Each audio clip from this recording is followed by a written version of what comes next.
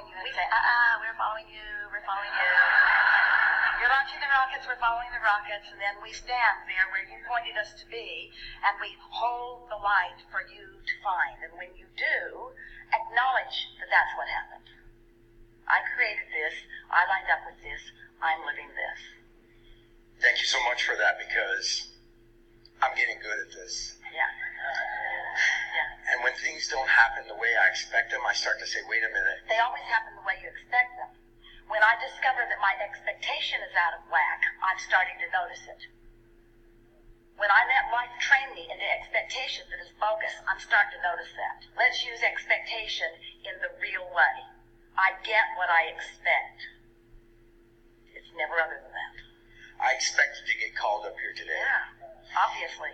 It's easier for you the second, third, and fourth time. The audience hates you for it because it feels like injustice.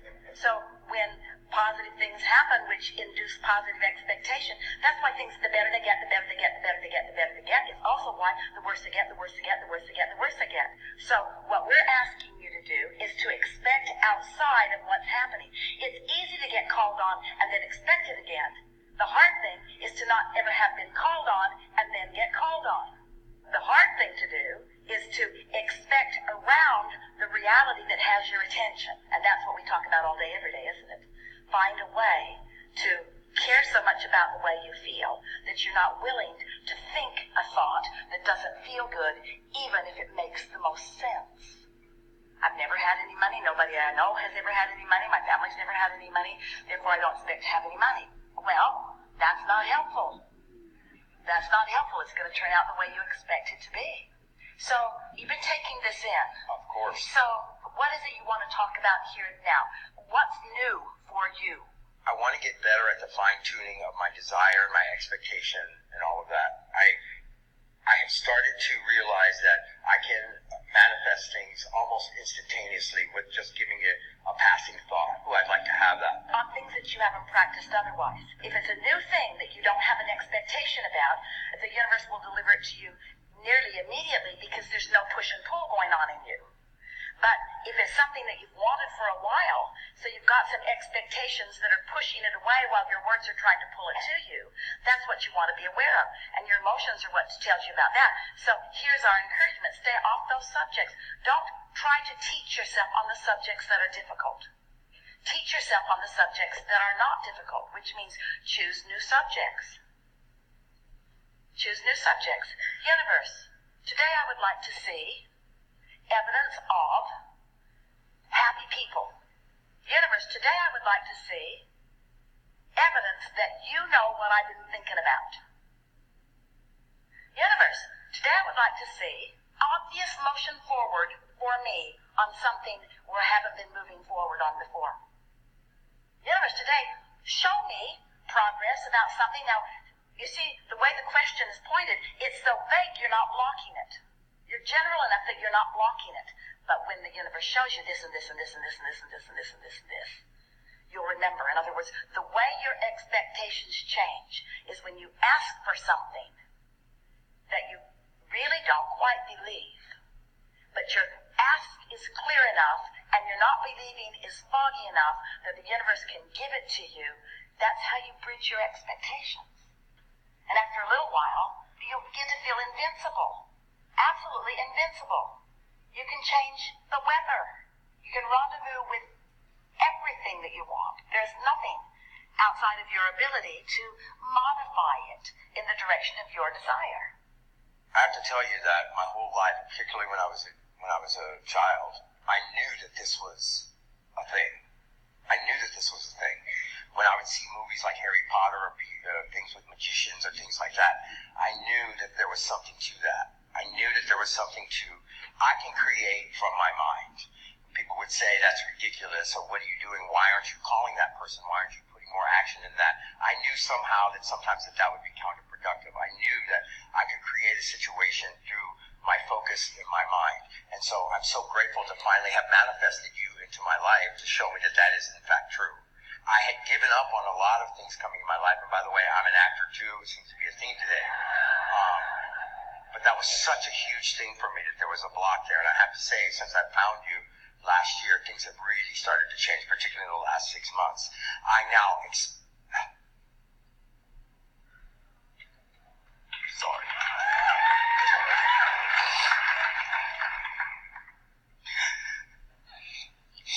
I have begun to expect my dreams to come true again. I wanted them so bad, but I realized that wanting them so bad almost made them out of reach. So now when I think about my desire to get a role or be on a show or whatever, I try to, and you'll tell me if this is correct or not, I try to bring that down to something that is closer to something that I manifest like that. I say, oh, of course I'd be calling for that.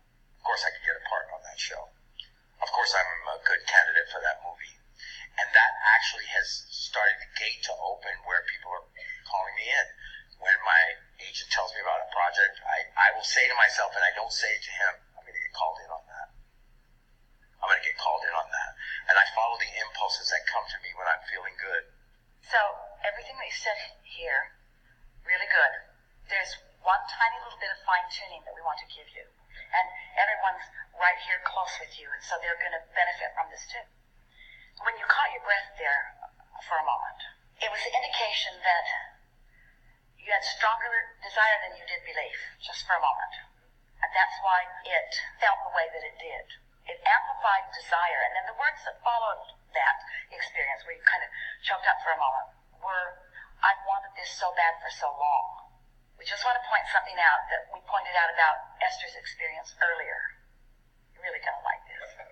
You're still doing, and so many people do it, you're wanting to influence or evoke from the universe, from the emotion of painful need than from joyful desire.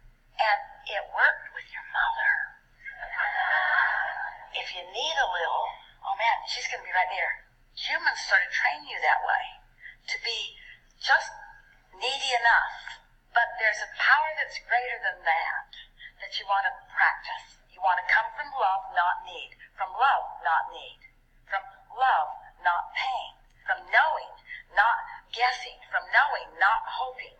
You're at the place, and it's a good place to be. It's paying off really well for you, and it will continue to do so, but you can do better, where your desire is mostly being met with hope. And so that gives you quite a bit of what you desire. But when your desire is met with knowing, when your desire is met with love, when you're not trying to motivate normal people, but instead are only dealing with your own push-pull vibration. You see, it's when you think you're going to inspire another. Esther was doing that with her contractor.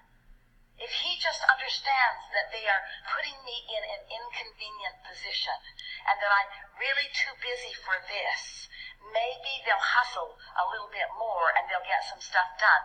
Nope, it slowed it down.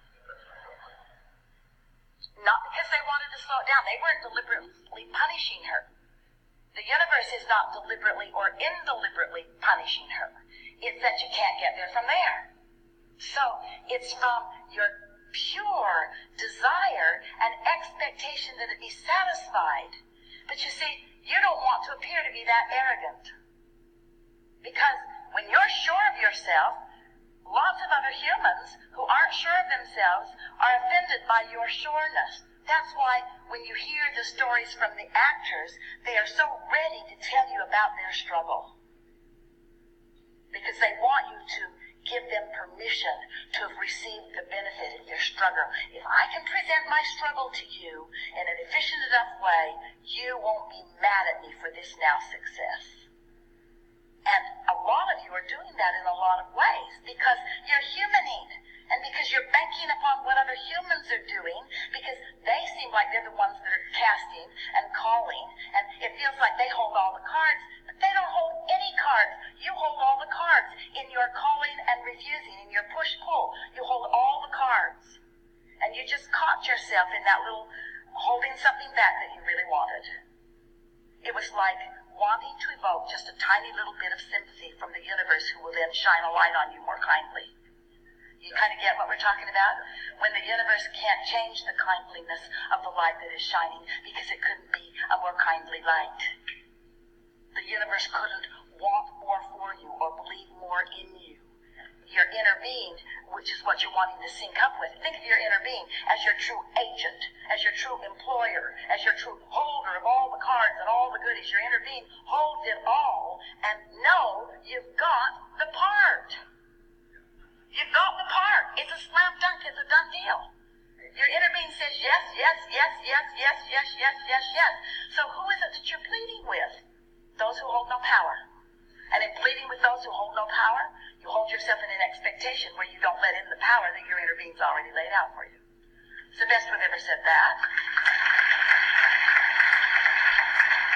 I get that, and that, what you saw a few minutes ago, is from me practicing that. You know, the more I would feel about something, I felt like the closer I was bringing it to me. But because of your teaching, it's like what I was talking about earlier, trying to bring that down to where it feels like the next logical Jerry said, and this is wisdom,